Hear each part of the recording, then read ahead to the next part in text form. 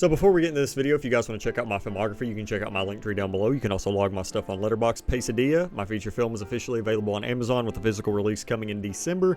Let's talk about a film called Small Things Like These, which is a film that I've been waiting a little bit for. I had not heard really anything about it until recently. I wasn't even sure when it was going to come out, and they had a showing at a theater sort of near me, and we actually had a special guest speaker. If you guys are, literary lovers, you'll probably know him, Silas House. He did an introduction for the film because this film is based off of a book titled the same name, Small Things Like These. And before we got into the film, he actually gave a really good speech talking about how the film was meditative and how it takes a while for things to essentially get started. And he could not be more right. Now, when I hear the word meditative, I get a little bit excited because I do love films like that. I love slower paced films, especially in an age where a lot of the films that we get, there's a cut like every 5 seconds, which I don't mind either. I mean, there's plenty of films that I enjoy that are like that. Speaking of Oppenheimer, which was Cillian Murphy, the star of this film, his last film, it's a very unique follow-up to a film that won him an Academy Award. I get particularly excited when an actor wins an Academy Award because after that, and this is just something I've noticed, it's kind of a trend, but when an actor wins an Academy Award, they tend to do projects that they really want to do. So you'll see them do things that are kind of out there, outside of the box, just a little bit. Films that aren't typically awardsy, but Small Things Like These, honestly, I feel like it could be an awardsy type film.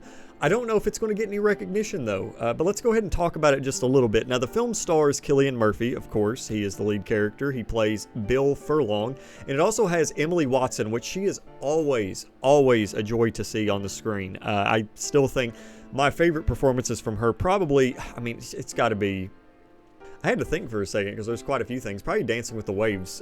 She was also really good in Chernobyl, but she's in Small Things Like These.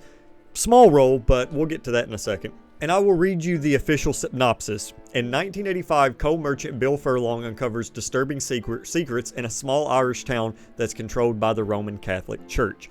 It is more than that, but it's kind of less, if that makes sense, because this is very much so not necessarily a hangout film with Cillian Murphy's character, but you do sort of get to watch him do his thing before he figures out what's actually going on, which is one of those risky things to do because at the same time it gives you a chance to examine your character more. It's very natural character development, of course. You're just watching him go his day-to-day life, but there's a risk because if the things that the things they're doing, if they're not interesting, not really much you can do about that.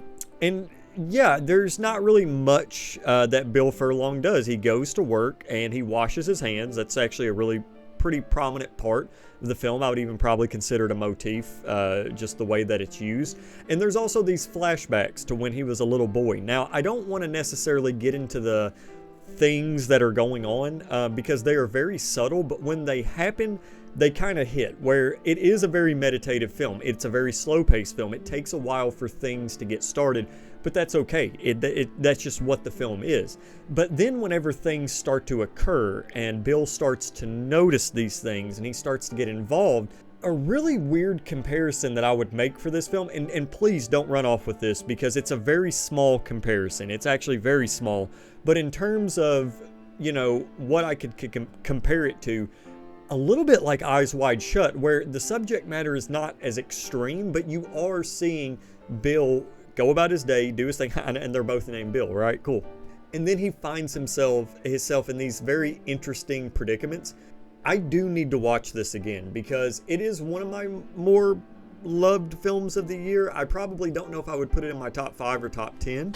But I do think I need to revisit it. I'm just more so glad I got a chance to watch it because I haven't heard really anybody talk about the film, even with it getting a small release, because it's getting a very limited release. I mean, it's getting a very limited release. Like the theater that I went to, usually if a film is shown there, that means that it's getting a pretty small release. I went there to watch Sing Sing, so if that tells you anything.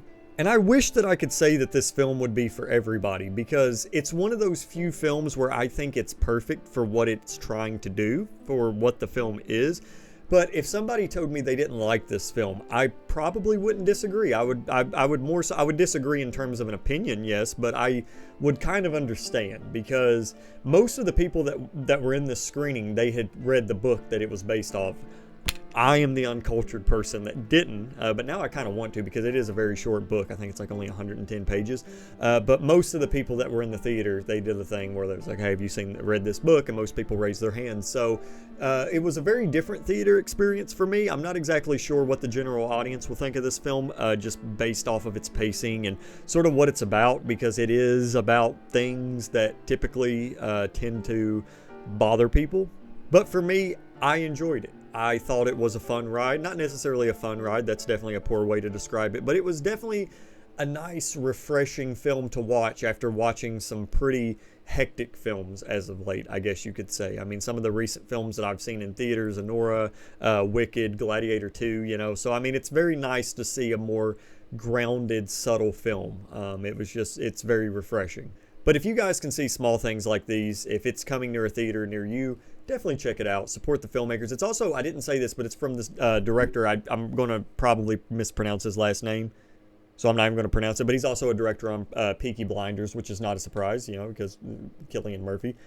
But yeah, if you guys get a chance to see it, definitely do so. If you have, let me know what you think of it down in the comments below. But anyway, guys, hope you're staying safe out there, and I'll see you next time.